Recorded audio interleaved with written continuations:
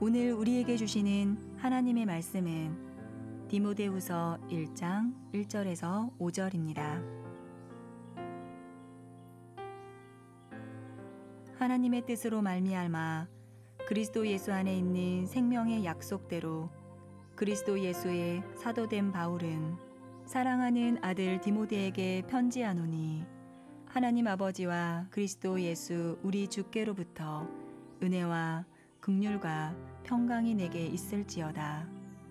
내가 밤낮 간구하는 가운데 쉬지 않고 너를 생각하여 청결한 양심으로 조상적부터 섬겨오는 하나님께 감사하고 내 눈물을 생각하여 너 보기를 원함은 내 기쁨이 가득하게 하려 함이니 이는 내 속에 거짓 없는 믿음이 있음을 생각함이라.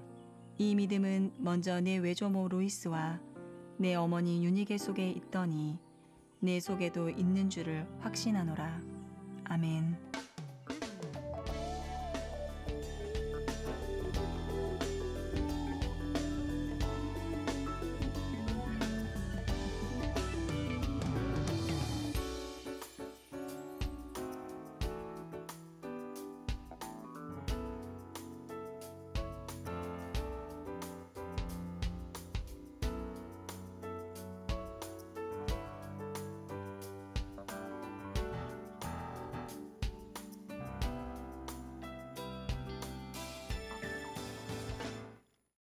할렐루야.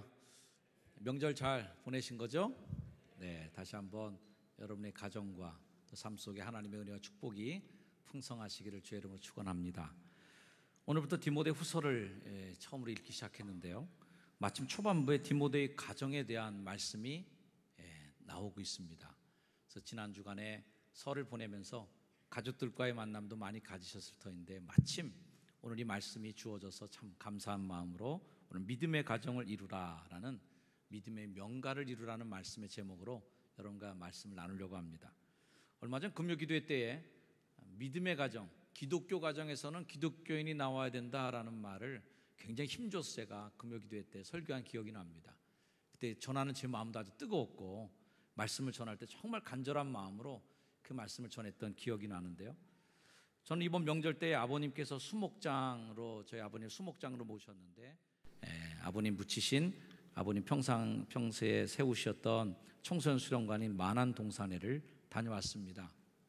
저희 가족에 새 가족도 생겼고 아버님께 인사도 가야 되겠다 싶어서 만안동산을 갔는데요, 평소 좋아하시던 찬송도 불러드리고 또 가족들끼리 둘러서서 함께 기도하고 아버님의 비석도 이제 보면서 시간을 보냈습니다. 아버님 묘비 앞에 서니까 참 감회가 새롭더라고요. 아마도 성일 명절 때에 다 이렇게 좋은 일만 생기는 게 아니라 때로는 어떤 분들 경우에는 명절 때마다 마음이 불편한 분들도 있으실 거예요. 가족들 간에 혹이나 신앙적으로 잘 맞지 않아서 가족들 방문할 때마다 늘 그런 것들이 갈등의 불씨가 되거나 좀 마음으로 불편한 분들에게는 참 죄송한 마음입니다만은, 저희 가족들은 참 예수 믿는 가족들이 다 돼서 아버님 찾아뵙는데 다 같이 기도하고 찬송 부를 수 있다는 게 얼마나 감사한지 모릅니다. 아버님이 세 자녀를 키우셨는데 저를 비롯해서 누님 두 분 모두가 다, 저는 목회자, 누님들은 사모가 된 것이 참 감사한 일이고, 세 가정 모두가 다 한 집에 하나 또는 둘이 신학교에 다 가서 목회자가 되었거나 그리고 또 목회를 준비하고 있는 것도 참 감사한 일이 아닐 수 없다는 생각을 합니다. 3대째 이제 목회자 가정이 다 되고 있는 것이죠. 믿음 안에서 온 가족이 하나가 되었다는 것, 가족이 다 모였을 때 예배할 수 있는 공동체가 될 수 있다는 것, 참 복된 일이구나, 그런 축복을 새삼스럽게 다시 한번 느꼈던 그런 절기였습니다. 저희 가족들이 늘 식탁에 둘러앉을 때마다, 특히 명절 아침에 식탁에 앉을 때 자녀들의 이름을 하나하나 불러가시면서 축복 기도를 해주시는 간절한 어머님의 기도가 우리 가정에 있게 됨을 참 감사하고 보람 있게 생각합니다. 언젠가 가정의 달을 맞았는데, 가정의 달을 맞아서 충청도에 있는 어느 한 지방회 여성교회 총회에서 연합회에서 저에게 가정의 달 특강을 좀 해달라, 여성교회들이 다 모였을 때 그런 강의 부탁을 받은 적이 있었습니다. 그때 어떤 강의를 해야 되나, 애들 잘 키워라 이런 얘기도 좀 식상하잖아요. 그래서 고민하다가 좀 성경을 거꾸로 좀 강의해야 되겠다 싶은 생각에 그때 성경 안에서 잘못된 자녀들만 골라서 제가 강의를 했었어요.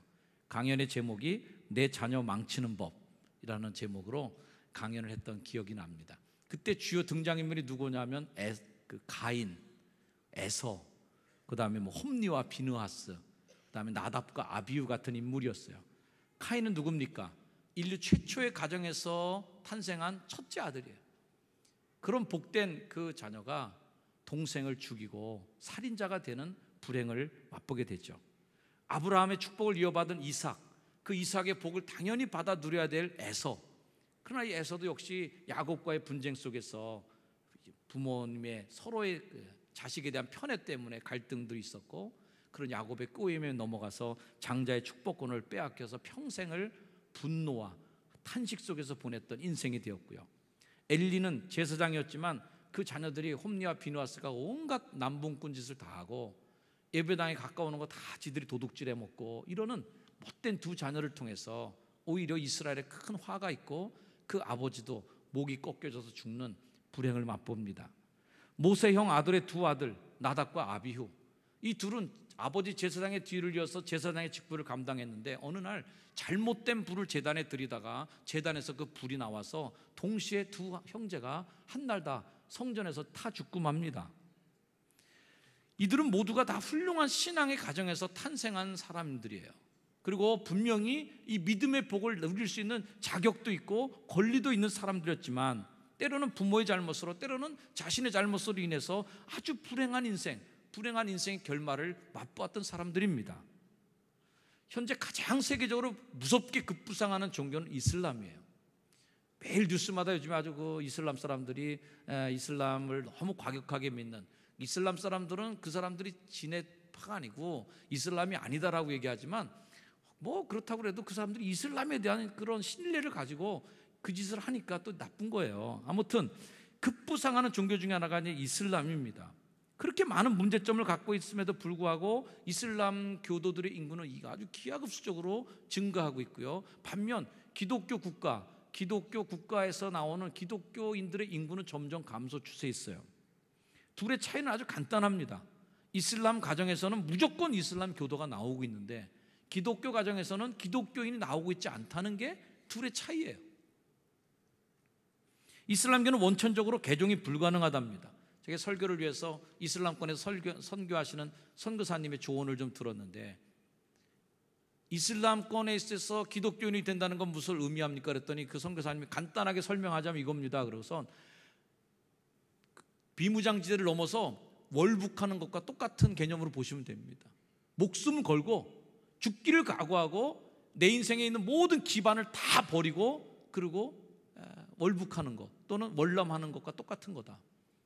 그 정도로 힘든 게 이슬람권에서의 개종입니다. 100%라는 얘기는 못하겠지만 99% 이슬람 가정에서는 이슬람 교도가 나오고 있다. 또 그들의 교리상 자녀 제한을 잘 안 합니다. 영국이나 프랑스 같은 나라의 고민이 뭐예요? 이슬람권에서 받은 노동자들, 이 사람들이 그 땅에 와서 이슬람 교도가 되고 이슬람 자녀들을 낳고 이슬람 자녀들이 나오는데 프랑스인들 이런 사람들 아예 안 낳습니다. 근데 이슬람 교도들은 애를 7, 8, 막 10대씩 낳는 거예요.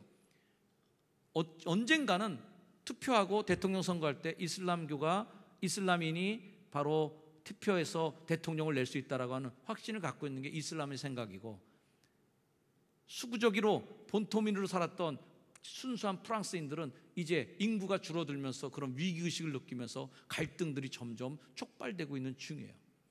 아마 20년 후 또는 한 50년 후 정도 되면은 아마 이런 역전 현상들이 나오리라고 생각합니다. 마치 미국이 흑인을 노예로 잡아다가 자기들 종부리듯 했지만 흑인들이 숫자가 늘어나고 투표하니까 흑인 대통령이 이제 나오는 거랑 마찬가지죠. 크리스천 국가들은 강제로 크리스천 자녀들을 만들어내지 못합니다. 특히 대표적인 우리나라와 미국이 개신교 대표적인 국가들인데, 미국의 가정들이 신앙의 자녀들이 계속 나오고 있는가 고민이에요. 대한민국에서도 역시 마찬가지로 신앙의 가정에서 신앙의 자녀들이 계속 나오고 있는가? 불안한 거예요. 신앙의 가정에서 신앙의 자녀들만 딱딱 나와도 기독교 인구가 줄어들 이유가 하나도 없습니다. 이게 안 되고 있다는 거거든요. 하나님께서 창조하신 섭리 가운데 정말 오묘한 것 중에 하나가 유전된다는 거예요. 유전. 이게 너무 신기하지 않습니까? 그 DNA를 통해서 나랑 똑같이 닮은 애가 내 성질도 닮고 내 모양도 닮고 체질도 닮고 이렇게 닮은 아이가 나온다는 게 너무 신기한 거예요. 생각할수록 신통방통합니다. 우리나라 사람들이 농담으로 얘기한 것처럼 뭐 인감도장, 붕어빵 이런 얘기가 왜 나오겠어요? 정말 닮으니까. 어떤 집은 딱 가보면은 말 안 해도 쟤네 부모님이 누구겠구나 그냥 보면 딱 아는 애들이 우리 교회도 많이 있어요.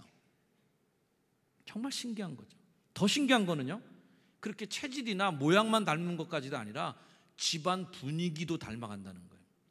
그러나 이 집안 분위기를 닮아가는 거는 유전적으로 내려온다기보다는 후천적으로 그 집안의 가풍을 이어받는 거죠. 집안의 분위기가 유전되는 것을 가리켜 가풍이라 부르는데, 예로부터 그래서 한 결혼 상대를 고를 때 상대방 그 당사자만 중요하게 보는 게 아니라 그 집안을 다 봐야 되는 가풍을,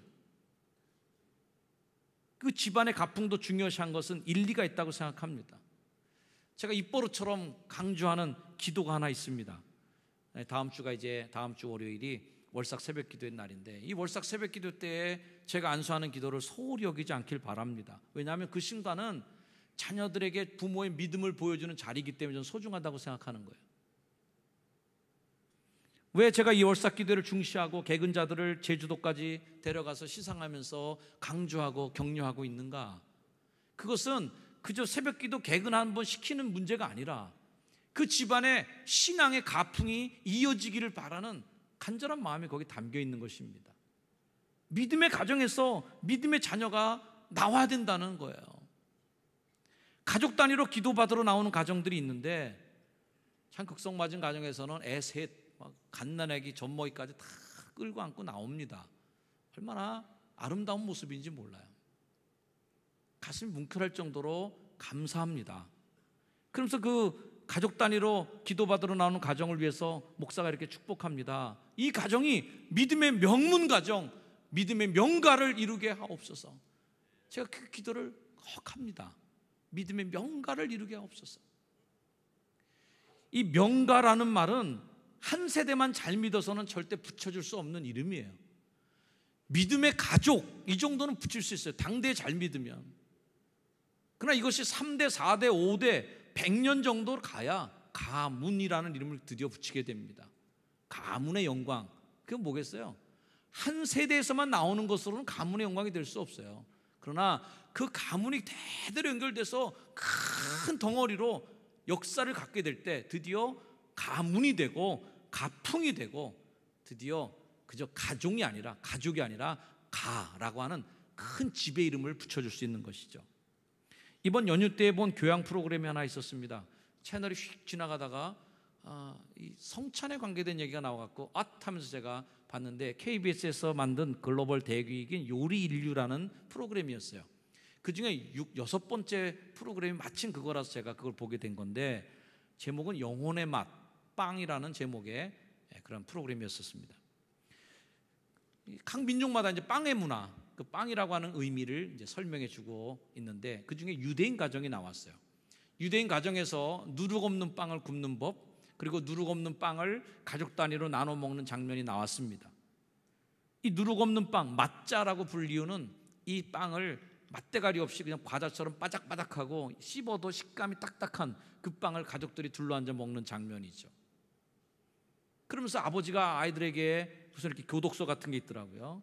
왜 우리가 이 빵을 먹습니까? 라고 이제 자녀들이 물으면 부모가 이제 읽어주는 거죠. 우리는 이집트에서 노예 생활했었다. 그리고 우리는 이 빵이 부풀어 나기도 전에 부풀 시간도 없어서 급히 거먹고 나오기 때문에 누룩을 부풀리지 못한 상태에서 빵을 거먹고 나왔다. 그리고 나물 같은 거 여러분 어떻습니까? 쓴바구 같은 거 조금 물에다 담궈놔서 시간을 한참 지나서 또 쓴물을 좀 빼야 되잖아요. 근데 쓴 나물을 그냥 먹은 거예요. 물 뺄 새도 없이. 그래서 누룩하고 누룩 없는 그 부풀지 않은 빵하고 쓴 나물을 먹었다는 건 뭐예요? 시간이 없었다는 거예요. 그날 밤에 급히 이집트를 탈출하기 위해서 우리 조상들은 빵을 부풀릴 시간도 없이, 나물에 쓴 물을 뺄 시간도 없이 그저 딱딱한 빵과 쓴 나물을 먹고 급히 그 땅을 나와야만 했다라는 것을 계속 자녀들에게 그 식탁에서 얘기해 주는 거예요.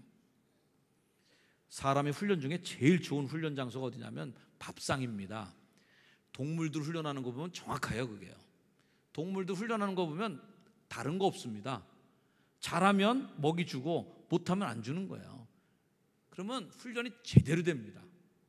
뭔가 조금만 잘하면 바로 먹이 하나 줍니다. 그러면 제일 훈련이 잘 되는 게 이 밥 먹으면서 받는 훈련이에요. 그런 유대인들은 그 식탁에 앉아서 3,500년 동안, 가장 오래된 절기라고 그러더라고요. 3,500년 동안 그 밥을 먹으면서 딱딱한 빵을 나눠주면서 그 얘기를 해주는 거예요. 할아버지 때 들었던 얘기를 아버지가, 아들이 들은 얘기를 또 손주에게, 그 손주가 또 증손주에게, 이러면서 이 문화와 전통을 유대인들이 3,500년 동안 유지해 옵니다. 그런 전통이, 유대인이 유대인을 만든 그 전통이 결국 1948년에 없던 나라를 새로 만들기도 하고, 오늘날 그 틈바구니 속에서, 아랍권 틈바구니 속에서 그렇게 버티고 살아가는 힘이 아닌가라는 생각을 해보게 돼요. 오늘 본문으로 돌아와 본다면, 오늘 우리는 결혼하지도 않은 사도 바울이 영적인 자녀로 삼은 디모데를 향한 축복과 애정에 담긴 말을 보게 됩니다. 이 말씀을 통해서 우리는 어렴풋하게 디모데라는 사람이 이런 사람이구나라는 걸 짐작해 볼 수 있는 장면이 나와요. 첫 번째, 바울은 디모데를 이렇게 부르죠. 사랑하는 아들 디모데에게 라고 부릅니다. 사랑하는 아들 디모데, 자식이라는 얘기죠. 디모데는 지금 터키의 중부 지역인 정도 루스드라 출신입니다. 아버지는 헬라인이고 엄마가 유대인이에요. 쉽게 얘기하면, 오늘로 얘기하면 혼혈인. 그 당시 사마리아 사람들을 이스라엘 사람들이 이건 사람으로도 안 보죠. 동물로 취급합니다. 왜 그래요? 사마리아 사람들이 그렇게 동물 취급당하는 이유는 딱 하나, 이방인들과 피가 섞였기 때문이에요. 이방인과 피를 섞였기 때문에 우린 저 인간들하고는 우린 같은 동족이 아니라라고, 같은 이스라엘 사람인데도 불구하고 사람 취급 안 했습니다. 그러면 디모데는 어떤 사람일까요? 아버지는 헬라인, 엄마 유대인. 그러면 사람 취급받지 못했다는 얘기예요. 그랬던 사람이에요. 자라나면서 이런저런 일로 상처가 많았을 것입니다. 우리나라도 이제는 막 이제 다문화 가정들을 위한 배려, 다문화 가정들을 우리가 익숙하게 받아들이기 시작한 그러한 아마 세대를 우리가 지금 현재 살고 있습니다. 아직은 좀 어색할 때도 있어요. 아직은 낯선 모습이에요. 그랬으니 아버지 헬라인과 유대의 엄마에서 태어난 그 옛날 유대인들의 편견이 가장 극심했던 그 시절의 디모데는 말 안 해도 대충 사정을 짐작해 볼 수가 있습니다. 바울은 마게도냐를 향하는 길목인 루스드라와 이고니온에 있는 사람들로부터 칭찬 듣는 한 청년을 만납니다. 사도행전 16장의 말씀이죠. 바울이 더베와 루스드라에도 이르매 거기 디모데라 하는 제자가 있으니 그 어머니는 믿는 유대 여자요 아버지는 헬라인이라. 디모데는 루스드라와 이고니온에 있는 형제들에게 칭찬받는 자다. 자, 이스라엘 사람들은 항상 아버지 이름을 먼저 얘기하는 습관이 늘 있습니다. 아버지 이름. 그래서 아무개의 아들 누구라고 얘기합니다. 요셉의 아들 예수가 아니냐, 아브라함의 아들 이삭이 아니냐, 그 아버지의 아들이라는 것을 늘 강조를 많이 합니다. 눈의 아들 여호수아, 이런 식으로 꼭 불러주는 거예요. 근데 디모데의 아버지 이름은 오늘 읽은 디모데서에도 어머니 유니게라는 말은 나왔지만 그 아버지 이름 나오지 않아요. 어떤 이유인지는 알 수가 없습니다. 아버지가 멀리 가버렸든지 아니면 결손 가정이 됐든지 어떻게든 간에 아버지가 없이 자라는 거예요. 그럼에도 불구하고 그 어머니는 믿는 유죄였대요. 디모데는 루스드라와 이고니온에 있는 형제들에게 칭찬받는 사람이 된 겁니다. 잘 자란 거예요. 그나마 그는 바울의 전도대에 합류됐죠. 바울은 그를 영적인 자녀로 기릅니다. 자, 미루 보건대 디모데는 선천적으로 보면 그의 가정 환경이나 상황을 보면 절대 잘 될 수가 없는 인간이에요. 안 될 이유는 100가지인데 잘 될 이유는 딱 하나밖에 없었습니다. 잘 될 이유가 뭐겠어요? 믿음의 가정에서 자랐다는 거예요. 그 엄마가 믿는 유대여자였다는 거예요. 몸도 건강하지 않았어요. 디모데전서 5장 말씀에 보면 이제부터는 물만 쓰지 말고 내 위장과 자주나는 병을 위하여 포도주를 조금씩 써라. 위장병이 있었나? 뭐 같은 속병이 있었던 것 같아요. 그래서 그 당시에는 약재로 쓰였던, 약용으로 쓰였던 포도주를 조금씩 사용하라라고 권면을 받습니다. 하여튼 건강도 안 좋아, 출신도 안 좋아, 아버지도 이름도 잘 모르는, 성경에 등장하지도 않는 시큰둥한 거를 알 수 있어요. 이런 환경 속에서 어떻게 칭찬받는 청년, 그리고 바울의 영적인 아들인 디모데가 나왔는가? 오늘 바울은 디모데를 칭찬합니다. 네 외할머니, 네 엄마, 이 믿음이 너한테 있다. 이게 디모데를 만든 힘이에요. 사랑하는 성도 여러분, 여러분들이 그런 자녀들이 여러분 가정에 나오길 주의로 축복합니다. 디모데는 그런 신앙 속에서 자랐기 때문에 신임과 사랑을 받습니다. 그래서 디모데를 위해서 기도할 때마다 바울이 나오는 기도가 뭐냐면 감사가 나와요. 3절 말씀, 내가 밤낮 간구하는 가운데 쉬지 않고 너를 생각하는데, 그렇게 생각하면서 기도할 때마다 하나님께 감사하단 말이에요. 성도들 가운데 두 종류의 성도가 있을 거예요. 한 성도는 기도가 나올 때마다 감사가 나오고 행복이 묻어나오는 기도로 그를 축복하는 기도가 되는 성도가 있을 것이고, 또 한 성도는 같이 기도를 드려도 마음에 걱정이 되고 마음에 부담을 가지고 기도해 줄 수밖에 없는 그런 성도들도 있습니다. 디모데는 어떤 사람이었냐면은 기도하면은 감사가 나와요. 어떻게 이런 청년이 있었을까? 어떻게 이런 청년을 내가 만나게 됐을까? 어떻게 이런 청년과 내가 동역을 하게 됐을까? 참 감사하다. 어떻게 이런 분들과 함께 내가 신앙생활할 수 있었을까? 감사하다. 이런 감사가 나오는 거예요. 옆에 분에게 한번 인사해 주세요. 당신과 함께 교회 다녀서 너무 감사해요. 우리 성가대원들도 너무 감사해요. 그런 감사가 여러분의 기도 가운데 있기를 주의로 축원합니다. 그런 감사의 반대 기도는 뭐겠어요? 주여, 그 인간만 안 보여주게 해 주시옵소서. 교회 가서 오늘 그 인간만 안 만나게 해 주시옵소서. 이렇게 기도하면 안 되겠죠. 기도할 때마다 감사가 나오는 그런 관계. 디모데는 바울이 생각할 때마다 한탄이 나오고 탄식이 나오고 울음이 나오는 사람이 아니라 감사가 나오는 사람이었대. 그런 사람. 디모데는 또 눈물을 흘릴 줄 아는 사람이었어요. 영혼의 아들이죠. 여러분, 같이 울어주는 게 어디입니까? 이게 귀한 거거든요. 디모데는 영혼의 아버지와 함께 울 줄 알았던 사람. 디모데후서 1장 4절, 네 눈물을 생각하여 너 보기를 원한다. 네 눈물만 생각하면 보고 싶어 나 미치겠어 라는 얘기예요. 내 눈물을 생각하며 너 보기를 원하는 것은, 너만 보면 내 마음에 기쁨이 가득할 텐데, 너만 만나면 내가 행복할 텐데 보고 싶어 죽겠다 야. 이런 편지예요. 디모데를 생각할 때 디모데의 눈물이 생각납니다. 사도행전 20장에 보면은 바울이 예루살렘에 가서 나 죽으러 간다라고 각오를 하고 예루살렘으로 떠나는 장면이 나옵니다. 그곳에 있는 성도들이 말립니다. 그 말리는 성도 중에 디모데가 있었죠. 바울은 단호하게 뿌리치고 예루살렘으로 갈 것을 결심합니다. 그 장면을 보면 서로 목을 어금 맞추고 허그하고 입을 맞추며 그러면서 울면서 보내주기 싫어서, 그러면서 울면서 그를 환송하는 장면이 나옵니다. 그 이별의 순간을 바울은 기억하고 있는 거예요. 거기서 서럽게 울었던 내 자식, 내 영혼의 아들이었던 그 디모데,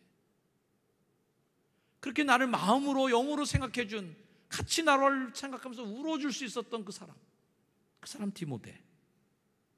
몇 년의 세월이 흘러 바울이 로마의 옥중에 갇혔을 때 자기의 제자, 자기의 자식 같은 그 디모데의 애끓는 눈물을 잊을 수가 없는 거예요. 그래서 디모데에게 편지를 쓰는 거예요. 내 눈물을 생각할 때마다 너를 보기 원하는 것은, 너를 밟으면 내가 기쁨이 넘칠 텐데. 디모데는 사명의 현장에서 그 아버지와 함께 눈물을 흘리는 사람이었다. 여러분, 교회 사역을 하면서, 교회 일을 하면서 여러분의 자녀와 함께 눈물을 흘리면서 교회를 섬길 수 있는 어버이가 되길 주의로 축원합니다. 그런 자식들이 나오길 바라요. 이런 디모데의 인격과 신앙은 언제 만들어진 걸까요? 하루아침에 만들어지지 않았겠죠. 미로 짐작하건대 디모데후서 3장 15절 말씀을 보면 단서가 나온다고 생각합니다. 여러분 한번 같이 읽어볼까요? 시작.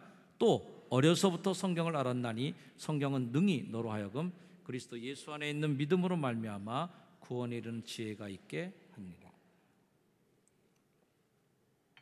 디모데는 어떤 사람이냐면 어렸을 때부터 성경을 아는 사람이에요. 이걸 누가 했겠습니까? 애가 엄마 나 성경 읽고 싶어요, 성경 좀 사주세요, 이랬겠습니까? 부모 교육이에요. 이번 명절 때 페이스북을 보다 보니까 우리 교회 한 권사님 가정, 이름은 밝히기 어렵지만 김영구 권사님 가정인데 그 가정에 사진 한 장이 올라왔어요. 그 사진에 뭐라고 써있냐면은 요번 설 명절에도 시편 통독 중. 해마다 하는가 봐요. 그 연례 행사로. 작년보다 1시간 더 빨리 읽었대요. 요령이 늘었나 보라고 이렇게 글을 썼습니다. 설 명절 때 아이들은 괴로웠는지 난 모르겠어요. 아무튼 오늘 일부 예배 때 애들이 다 참석했어요. 그래서 제가 물어봤습니다. 야, 아버지가 그 시편 다 읽으면 뭐 상금이나 어디 좋은 데 데려가 주대? 그랬더니 애들이 명절 때마다 시편 통독을 시키는 중이에요. 작년보다 1시간 더 빨리 읽었다는 거예요. 그 집에 애들이 많잖아요. 식탁에 둘러앉아갖고 몸을 온통 꼬면서 성경책을 보는 그 아이들의 사진이 얼마나 아름답고 예쁘게 보였던지. 내가 어려서부터 성경을 알았나니 성경으로 양육받은 자식이었다는. 여러분들은 자녀들에게 얼마나 성경을 강요하십니까? 저는 강요해야 된다고 생각해요. 읽어라. 강조해야 된다고 생각해요. 중요하다라고.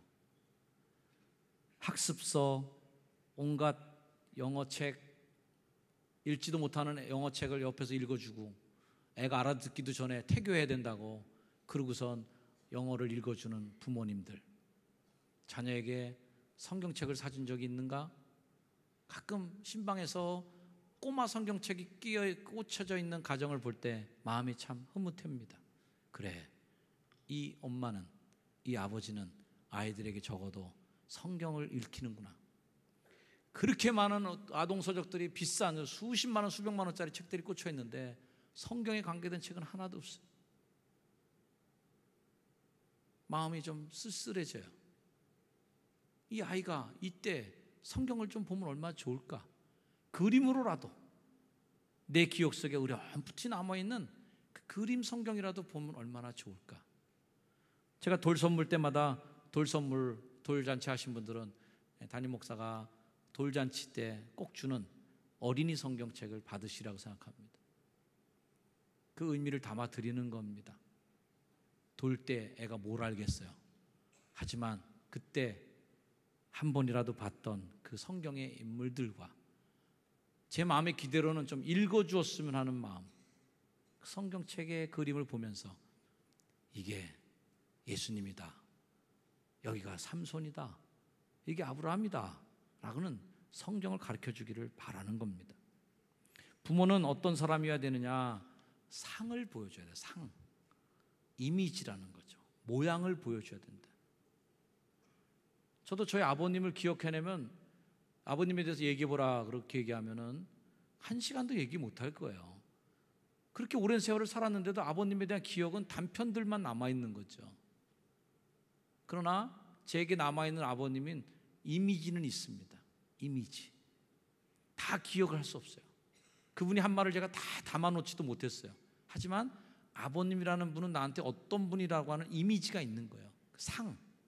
부모는 어떤 걸 물려줘야 되냐면 그 상을 물려줘야 돼요. 이미지. 꼴을 줘야 된다. 이 꼴은 어디에 있었습니까? 디모데서 1장 5절. 내 속에 거짓이 없는 믿음이 있는데 이 믿음은 네게 아니다. 이 믿음은 원래는 네 외조모, 외할머니 로이스에게 있었고 네 엄마 유니게 속에 있었는데 이게 너한테 지금 가 있는 거다. 이 가풍이, 이미지가 너한테 전달된 것이다. 가끔 보면 정말 새댁인데도 신방 준비를 예쁘게 잘 해놓은 그 새댁들을 볼 때가 있어요. 이 사람은 어디서 이런 걸 봤을까? 그래서 물어보면 거의 영락 없습니다. 우리 엄마가요, 권사님이신데요, 어렸을 때 보면 목사님 신방 온다 그러면 온 동네 방네 다 마당질하고 빗자루로 쓸고 집안 청소 다 하고, 목사님 오신다 그러면 그 신방 준비한다고 얼마나 며칠 전부터 준비하면서 마음 졸이면서 이걸 어렸을 때 본 거예요, 그 친구는. 그래서 신방을 봤는데 우리 엄마처럼 준비해야지. 그래서 그 정성을 다해서 신방 준비를 하고 기다리는 거예요. 그런 걸 보면 야, 이 얼마나 훌륭한 전통인가, 이 얼마나 아름다운 모습인가. 그 아이의 어렸을 때에 엄마가 주었던 그 이미지, 엄마가 주었던 그 상은 뭘까? 제가 대접받고 싶은 마음으로 얘기하는 게 아니라 정말 목사님 오신다고 그러니까 하나님 오시는 것 같으면 들뜬 마음으로 집안을 분주하게 하고 그렇게 새 옷도 갈아입히면서 목사님 오시니까 준비하라고, 그 이미지를 아이는 가슴에 품은 거죠. 그리고 그런 마음을 계속 그 아이도 키워내서 언젠간 자기가 커서 이제는 목사님의 신방을 단독으로 받아야 되는 그 순간 그 기억들을 되새기면서 나도 라고 하는 마음을 갖게 되는 거죠. 내 외조모 로이스에 있던 거, 내 어머니 유니기에 있던 거, 이것이 내 속에도 있는 줄 내가 확신하노라. 여러분, 이 이미지를 자식들에게 심어주셔야 돼요. 예수 믿는 아빠의 이미지, 신앙의 이미지를 여러분 심어주셔야 돼요. 제가 금요기도 때도 말씀드렸습니다. 우리나라 안티크리스찬들, 개독교 박멸을 위해서 평생을 바치기로 각오한 열혈 투사들, 그렇게 안티 기독교에 자신의 온 인생을 건 사람들 중에는 목사 아들, 장로 아들이 많다는 거예요. 교회 사정을 너무 잘 알아요. 교회의 속속들이 살림을 알아요.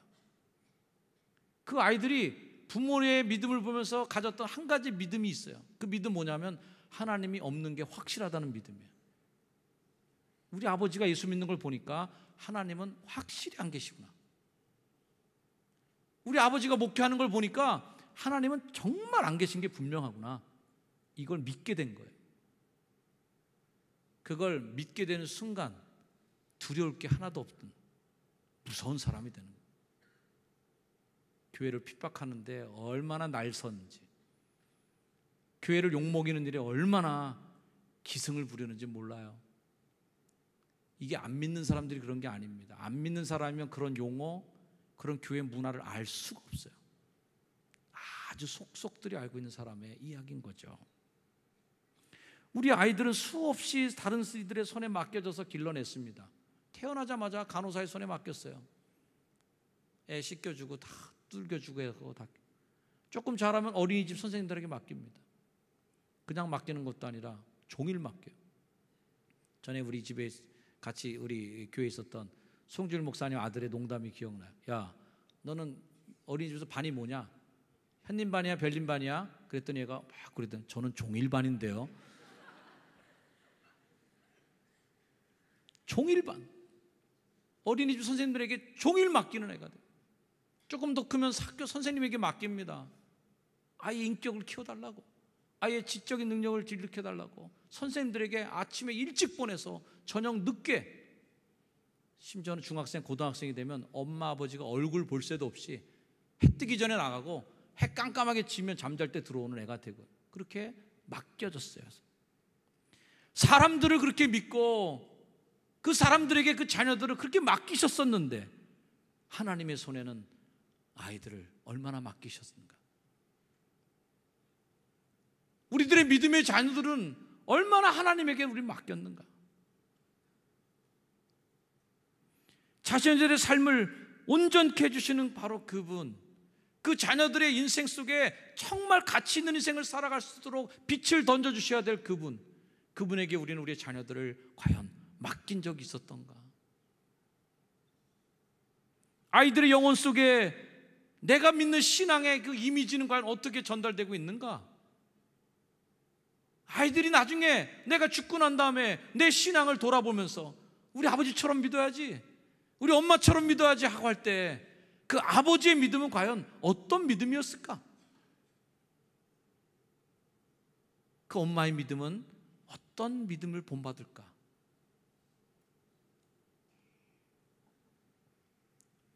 정말 그 어머니 속에 있던 믿음, 외조모 속에 있었던 그 믿음이 그 자녀들의 속에 들어가 있을 때 그 모습을 보면서 디모데를 바라보는 다월의 마음이, 야, 정말 기특하구나. 이 어린 청년이 어떻게 이렇게 그런 걸 다 하지?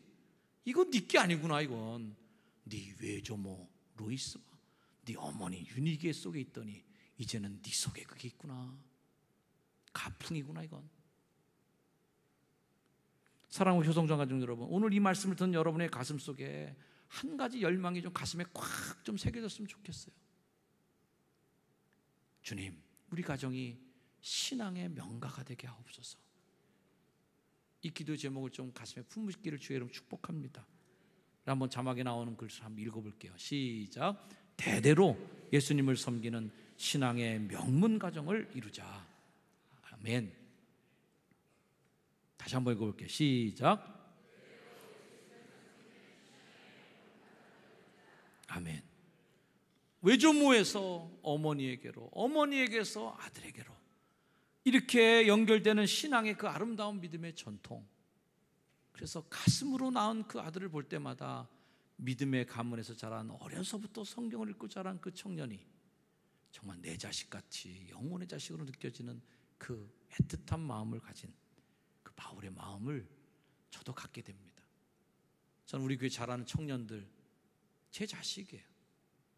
우리 교회 자라가는 꼬맹이들, 영아부 아이들 제 손주 같은 아이들이에요.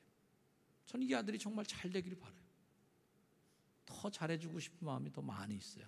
더 잘해줘야 되겠어요. 투자해야 될 것 같아요. 우리 교회 주일날 예배드리는 인원이 이제 900명 정도가 됐어요.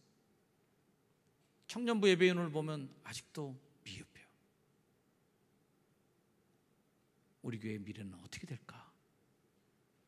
우리 다음 세대의 믿음은 어떻게 될까? 우리 믿음의 선배들이 물려놓은 훌륭한 교회와 이 부흥과 성장의 시대를 지나서 내 대에서 목회하고 나서 교회 망쳐놓고, 우리 대에서 같이 신앙생활 했던 우리 세대에서는 자식 농사 다 망쳐서 자식들은 교회 다 떠나고, 권사님 아들, 집사님 아들, 장로님 아들들 교회에서 다 떠나고, 할아버지 할머니들만 잔뜩 모여서 옛날에 좋았지, 옛날엔 그랬지, 이런 교회를 우리가 만들지는 말아야 될 것이다. 여러분이 그리스도의 향기가 되어주셔서 그 향기를 맡는 자녀들이 여러분의 향기를 배우게 되길 축원합니다. 나는 그리스도의 편지라고 고백하시면서 내가 그리스도의 사랑과 하나님의 메시지를 전해주는 좋은 편지가 되어 그들에게 흘러가는 사람이 되는 훌륭한 부모, 좋은 부모가 되셔서 신앙의 명가를 이루시길 주의 이름으로 축원합니다. 기도하겠습니다. 주님, 나를 통하여 믿음이 자녀들에게로 흘러가게 하옵시고, 나를 통하여 그 신앙이 이웃에게로 흘러가게 해주시고, 아버지의 대를 자녀들이 잇고 그 자녀들이 손주의 대를 잇고, 그렇게 대를 이어서 3대, 4대, 5대 신앙의 가정이 되고, 장로님의 가정에서 장로가 나오고, 집사님의 가정에서 선교사가 나오고, 목사님이 나오고, 권사님의 가정에서 훌륭한 우리 교회 섬기는 일꾼들이 나오고, 믿음의 가정에서 믿음의 자녀들이 나와 다음 세대를 책임지는 오늘의 세대가 되게 해주시고, 각 가정마다 효성중앙교 역사 속에 길이 남는 신앙의 명가를 이루어서 아버님 잘 믿다 끝났어 라고 하는 게 아니라 자녀가 더 잘 믿었어, 그 손주들은 더 잘해, 신앙의 명가가 되는 복의 가문이 되도록 축복하여 주옵소서. 예수님의 이름으로 축복하며 기도드립니다. 아멘.